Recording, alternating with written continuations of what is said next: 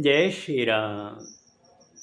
रामायण सिंधी शायरी में व्याख्या हिंदी में सुंदरकांड पृष्ठ 138। इसके पहले लंका में हनुमान जी की पूंछ में आग लगाने के लिए उसके पूंछ से तेल में डूबा हुआ कपड़ा बांधते हैं, फिर उसे पूरे शहर में घुमाते हैं। सब लोग नाच रहे हैं, ढोल नगाड़े बज रहे हैं और पूरा शहर घुमाने के बाद हनुमान जी की पूंछ में आग लगा दी जाती है। तब हनुमान अपना विशाल रूप प्रकट करते हैं और महल महल पर कूदकर आग लगाते हैं। अब आगे को भी निरादर कीन फले थो, नगर अनाथन मिसल जले थो। हुनहर घर के आहे जलायो, एक विभीषण जो वास बचायो। इसलिए कहा जाता है किसी का निरादर नहीं करना चाहिए, निरादर किसी को भी नहीं फलता है। अब देखिए, हनुमान जी का निरादर किया गया तो पूरा नगर, पूरी लंका अनाथ की तरह जल रही है। उसने हर घर में आग लगाई पर विभीषण का निवास बचा लिया।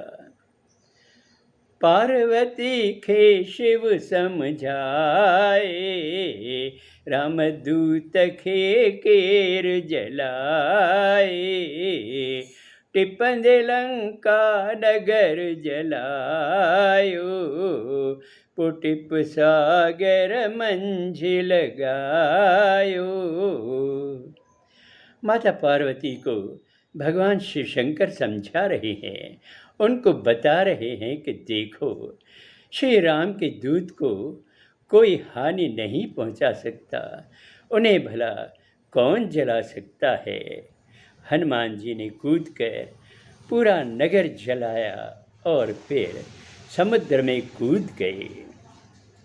बाहि विसाए थक भनी, धारे नंढड़ो रूप। सीता माता वट अची, जाहिर कयन स्वरूप। हनुमान जी ने आग बुझाई और थोड़ी थकावट दूर करके फिर अपना सूक्ष्म रूप बना लिया। वह छोटे रूप में वो माता सीता के पास पहुँचे और वहाँ पर उन्होंने अपनी देह प्रकट की। माता सौंप्यो कात निशानी, जिय सौंपी ही नाथ निशानी। चूड़ामणि पोहन अर्पिया, हनुमत खुश थी सावरतिया। हनुमान जी हाथ जोड़कर विनती करते हैं, माता आप भी कोई निशानी मुझे दीजिए, जैसे प्रभु श्री राम ने मुझे मुद्रिका दी थी निशानी के तौर पर, वैसे आप भी मुझे कोई निशानी दीजिए। तब माता सीता उनको चूड़ामणि अर्पित करती है। हनुमान जी खुश होकर वह लेते हैं। मोकल वठंदे शीस निवायो, तेज गजण सां लोक डकायो। समुंड लंघे हुन पासे आयो, साथियन सभिनी खे सेवरायो। हनुमान जी अपना शीश झुकाकर माता सीता से आज्ञा लेते हैं और रवाना होते हैं। रवाना होते वक्त बड़ी तेज गर्जना करते हैं, जैसे पूरा लोक कांप जाता है।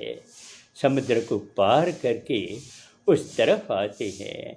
जब हनुमान जी को उनके साथियों ने देखा तो उसको घेर लिया।